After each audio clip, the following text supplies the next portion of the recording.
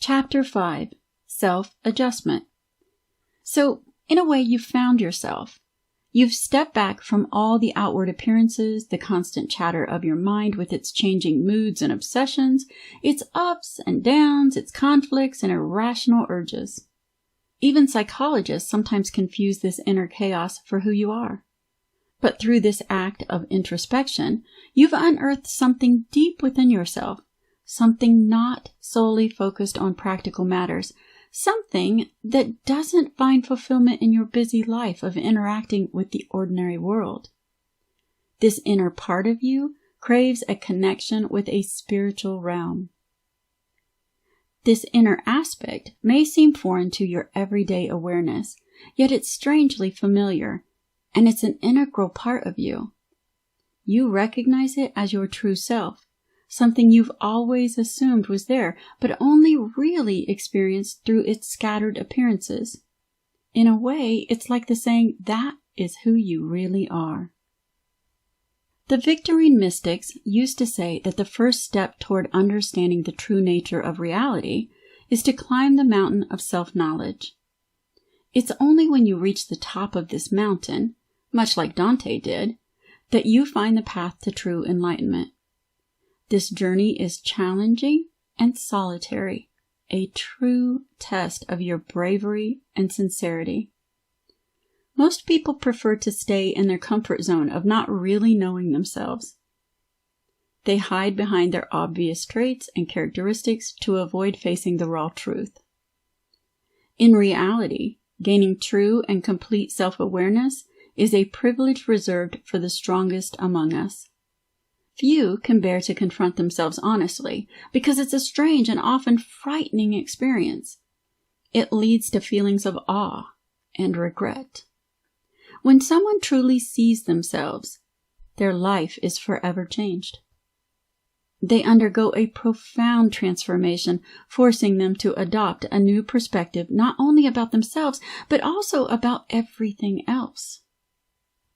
If you were to genuinely understand yourself, to see your own flawed character, how it's influenced by your surroundings, your true motives laid bare and compared to timeless values, your hidden self-indulgences, your irrational affections and animosities, you would likely be compelled to reshape your entire existence. You'd become, perhaps for the first time, a practical and authentic person.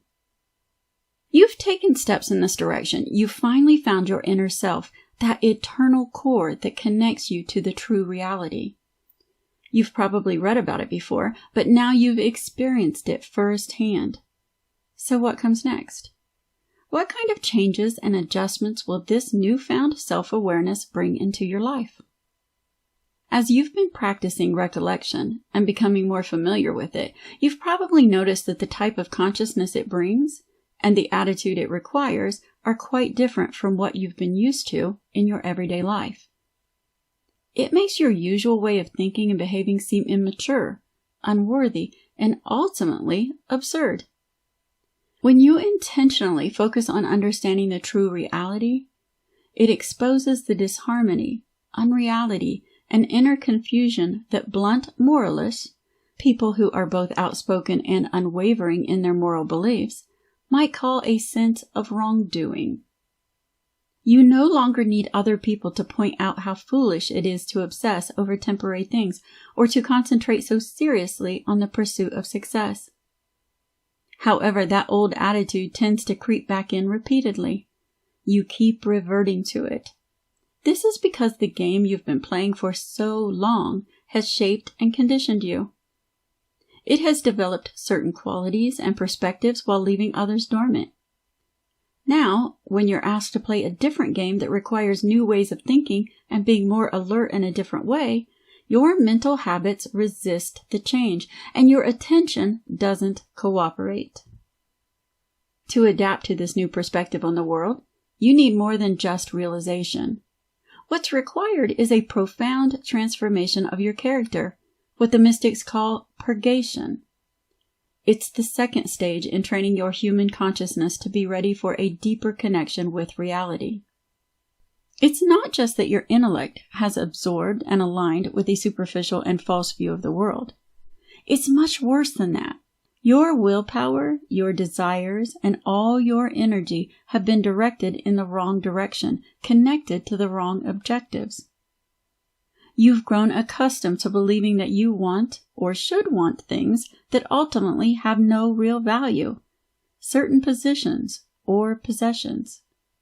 For years, you've placed your worth in things like the stock exchange, politics, social circles, or the approval of influential critics, if they still exist, and the high society gatherings of Mayfair. Your heart constantly gravitates toward these pursuits due to habit, and you're trapped in these patterns. You're not truly free. Now, as you awaken to your deeper self, which is untouched by habit and seeks only genuine connection with reality, you start to realize a conflict. This deeper self, emerging during your moments of meditation, begins to assert itself and reach towards the light.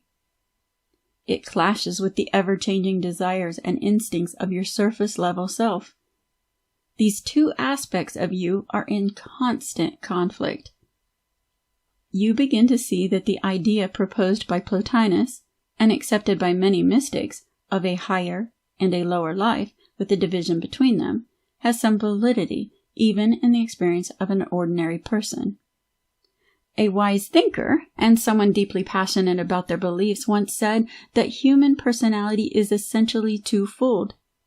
It has the capacity to connect with two different realms of existence. The higher life naturally inclines towards merging with the true reality, aiming to unite and become one with it. On the other hand, the lower life, designed for interaction with the external world of diversity, tends to pull us down and scatter our energies among external things. In simpler terms, this is just a way of saying what we've learned through recollection, that human beings are in a state of transition. We're neither entirely like angels nor mere animals. We can choose to live our lives oriented towards either eternity or the passing moments of time. But it's one thing to come up with beautiful theories about these ideas, and another when the unresolved conflict within your own personality, even if you don't call it that, becomes the dominant aspect of your awareness. It keeps popping up as a pressing issue, refusing to be merely an abstract concept. This situation can be quite uncomfortable because you feel like you're being pulled in two different directions at the same time. Your attention keeps shifting uncomfortably between two opposing ideals. At times you are convinced that there's something fundamentally wrong, twisted, or even toxic about the way you've been living your life so far. On the other hand, there's a sense that the life your innermost self longs for is impossibly pure and otherworldly. These unpleasant feelings become stronger over time. First, one ideal asserts itself, and then the other. You find yourself trapped in a miserable cycle, torn between their attractions and demands. You won't find peace until you've addressed these conflicting desires and resolved the apparent opposition between them. Many call this shadow work, and in shamanistic terms, it is referred to as going into the darkness. No matter what you decide to call it, though, the result is the same. You must be willing to examine and feel the conflict to resolve it. Now, you're certain that there's another, more enduring and sensible way for human consciousness to exist than the one it usually experiences. However, you also realize you must become something more or different from what you are now to achieve this way of life, to inhabit it fully, and to embrace its essence. During your moments of recollection, you've had glimpses of a higher plane of existence that Augustine referred to as the land of peace, or the beauty old and new.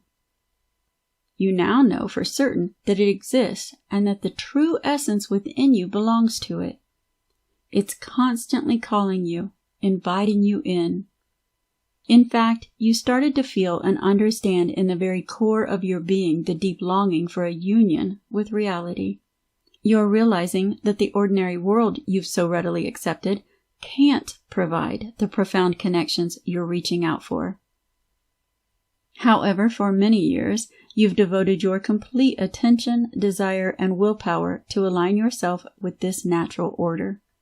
Your surface-level self, which has held dominance over your conscious thoughts for so long, has become robust and firmly entrenched, much like a barnacle clinging tightly to a rock.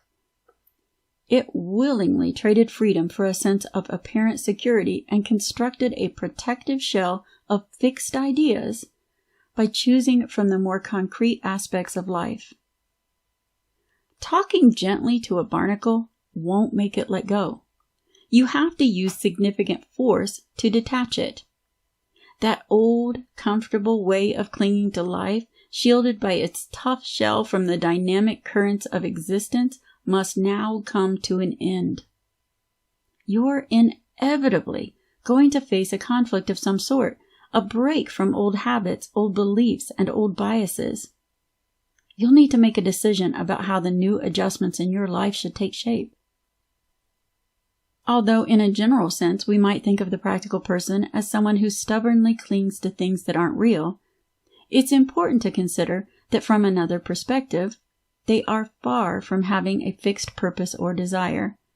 Their minds are filled with small whirlpools, twists, and competing currents. They have conflicting systems and desires. One moment they're completely focused on ambition, love, duty, friendship, social norms, politics, religion, or some form of self-interest. They make each of these their core around which they organize various aspects of their life. Jim is what you might call a practical person, and his mind is a whirlwind of desires and ambitions. One moment, his career is his top priority, and he's putting in long hours to climb the corporate ladder. Then his focus suddenly shifts, and he's all about nurturing his relationships, planning romantic surprises for his partner. But wait, there's more. Duty calls, and he becomes the family's go-to support system, ensuring his loved ones are taken care of. When politics heats up, he dives into activism, advocating for causes he's passionate about. His religious faith is another core, providing guidance and purpose. And of course, he doesn't forget self-interest. Jim manages his finances wisely, always thinking about his long-term well-being. His life is a constant juggle of ambitions, love, duty, friendships, politics, religion, and self-interest, each taking its turn at the center of his world. But here's the thing. One by one, these pursuits either disappoint or control. Sometimes people become fixated on these pursuits, distorting their judgment, narrowing their perspective, and coloring their entire existence. Other times, these pursuits develop conflicting identities, leading to public challenges, personal compromises, and all sorts of self-deceptions. It divides their attention and drains their energy. This way of life, which often passes as being active, looks different when viewed through the lens of meditation. From this perspective, it becomes clear that the ordinary person's world is in chaos because they've attempted to make themselves the center of all its major interests. However, they are neither strong enough nor wise enough for this task. They've created a feeble whirlpool within the powerful river of existence, thinking they are doing it for their own benefit. Inside this whirlpool, there are countless minor complexities and counter currents, causing their willpower and attention to be in a constant state of turmoil. The person who achieves success in any aspect of life is the one who selects a single pursuit or interest from among these competing claims, focusing their passionate heart and willpower on it. They unify themselves around this central objective and resist all other competing claims. They have one clear goal, one central focus, and they eliminate the lesser distractions, simplifying their life in the process. Artists, explorers, philosophers, lovers, patriots, and anyone deeply passionate about a particular aspect of life can only fully grasp the true reality of what they're passionate about by making many sacrifices. They have to let go of the smaller distractions and interests so that their entire willpower, love, and focus can be directed towards, captured by, and joined with that unique expression of beauty and meaning in the universe that they are drawn to. Similarly, if you want to develop the kind of consciousness known as mystical, deliberate simplification of yourself, a purging of your heart and willpower is necessary. You'll need all your strength and determination for this journey. There should be no wasting of energy and no mixing of motives. We often hear about the mystical temperament and mystical visions, but the most crucial aspect is having a mystical character. This character is primarily composed of courage, a single-minded heart, and self-control. The discipline of asceticism, a lifestyle or practice characterized by self-discipline, self-denial, and often extreme simplicity in order to achieve spiritual, moral, or religious goals, is mostly aimed at perfecting these qualities, not at creating a soft and pious nature. The ascetic foundation, in one form or another, is the only enduring basis for a balanced contemplative life. Until you find stability and resist some of the many distractions and desires that the world constantly throws at you, you won't be able to fully utilize the newfound power that recollection has revealed to you. In fact, if recollection only involves paying attention and doesn't engage your heart, it's no more valuable than a mere mental trick. So, as a result of your initial efforts in self-discovery, you are now committed to deliberately, and probably facing some challenges, reshaping your character. You'll embark on a strict path of self-discipline, making conscious choices to accept certain things and reject others.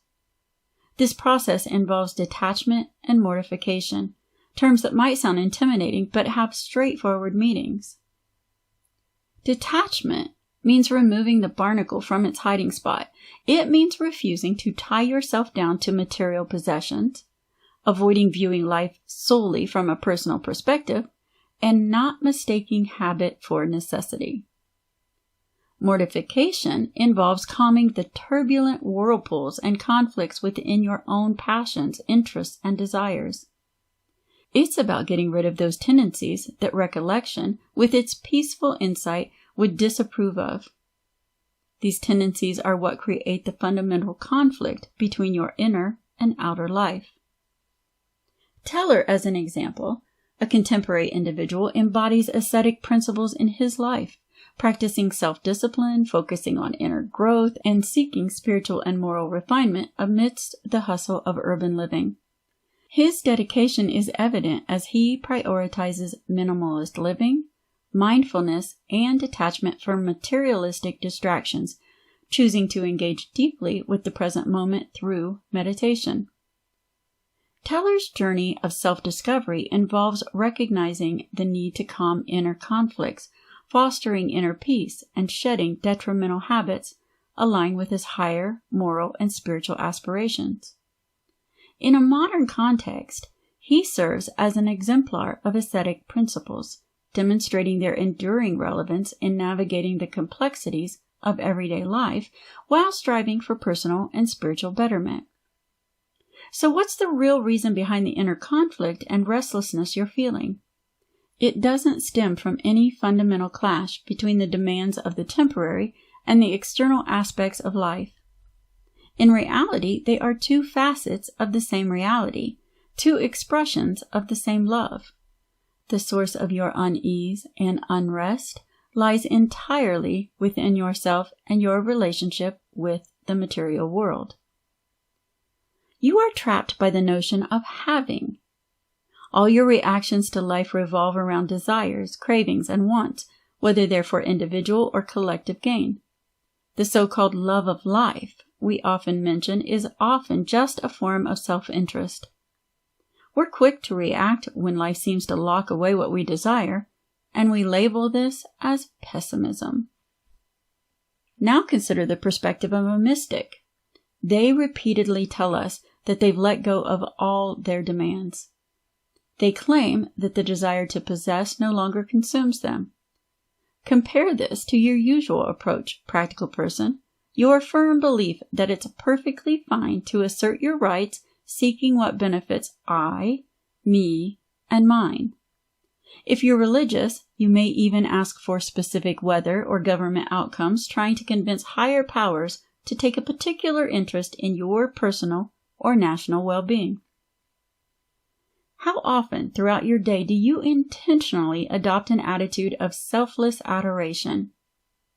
Yet this is the only mindset that allows for genuine communion with the universe. Your very driving force is a demand, whether it is to maintain what you already have or to gain something new: wealth, recognition, success, social status, love, friendship, comfort, or entertainment. You feel entitled to some of these things. A certain acknowledgement of your abilities, some protection from failure or humiliation. You resent anything that stands in your way. You become restless when you see others who are better at acquiring these things than you are. You fiercely hold on to your share of the spoils. You might be inclined to avoid tedious responsibilities and unattractive, unrewarding work. You're drawn to pleasure and excitement, committed to having a good time. If you have a sense of social responsibility, you want these things not just for yourself, but for your group, your family, your community, your nation. Our ancestors referred to these inclinations as the 7 deadly sins: pride, anger, envy, avarice, sloth, gluttony, and lust. Perhaps it's more accurate to call them what they are: the 7 common forms of egotism.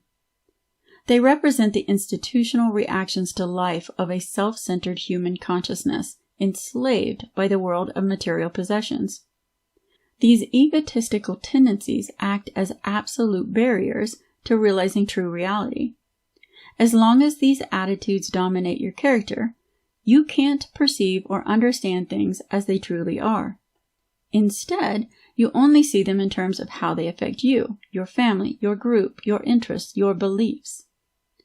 Only a heart that is detached and purified can observe everything: the seemingly senseless cruelty of circumstances, the horrors of war, the apparent unfairness of life, the actions and beliefs of both enemies and friends in their true proportion, and calmly assess the balance of good and evil. That's why mystics continually remind us that selfhood must be eliminated before we can attain a genuine understanding of reality. Feel sin like a heavy lump. You'll realize it's nothing else but yourself, as stated in The Cloud of Unknowing. Kabir also said, "When the I, the me, and the mine are gone, the Lord's work is complete." The essence of what we call sin, the wrongness in our actions and relationships, boils down to the separation of the individual spirit from the whole. It's that absurd self-importance that leads each person to believe they are the center of the universe. This mindset turns our focus inward and concentrates our energies and desires until they have become a dense, solid core around which everything in our lives revolves. This heavy burden within our hearts resists every outward urge of the spirit, pulling everything inward and downward, rather than allowing us to pour ourselves out in love, passion, and sacrifice. As the Theologia Germanica puts it, as long as the person seeks their own will and their own highest good, simply because it's theirs, and for their sake alone, they'll never find it. Because in doing so, they're not actually seeking their own highest good. How could they find it? In seeking this way, they're seeking themselves and falsely believing that they are the highest good.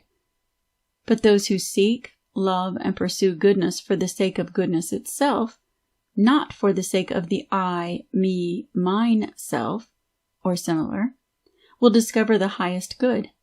They seek it correctly, while those who seek it otherwise are mistaken. So it's this selfless attitude, the love for things just for what they are, the outlook of a generous heart, that holds the key to connecting with reality and gaining true knowledge. This perspective brings with it the valuable quality of flexibility, the ability to easily and sincerely respond to life's grand rhythms. It will only happen when the cumbersome lump of sin is shattered and the mindset of having is expelled from the center of your awareness. When this occurs, your approach to life will stop being transactional and will instead become artistic. The gatekeeper within you, scrutinizing and sorting incoming experiences, will no longer ask, "How does this benefit me?" before welcoming the angel of beauty or significance who seeks your hospitality. At that point, things will lose their power over you, and you will attain freedom. As Kempis wisely put it, you should diligently make sure that in every place, every action, or external occupation, you are inwardly free and powerful within yourself, with all things under your control, and not you under their control. You should be the master and governor of your deeds, not their servant. Therefore, it's by detaching your will from its frenzied attachment to things, until they are under your control and you are not under theirs, that you will gradually resolve the conflict between your contemplative and active aspects. Through disciplined self-control and practice, that mental state that mystics sometimes call poverty and sometimes perfect freedom, because they are two sides of the same coin, will become attainable for you. As you ascend the mountain of self-awareness and shed unnecessary baggage along the way, you will ultimately reach what they refer to as the pinnacle of the spirit. Here, the various forces within your character, raw energy, sharp intellect, and passionate heart, which were previously scattered among 1,000 little desires and preferences, will come together and transform into a powerful, disciplined instrument. With this instrument, your true self can delve deeper and deeper into the heart of reality.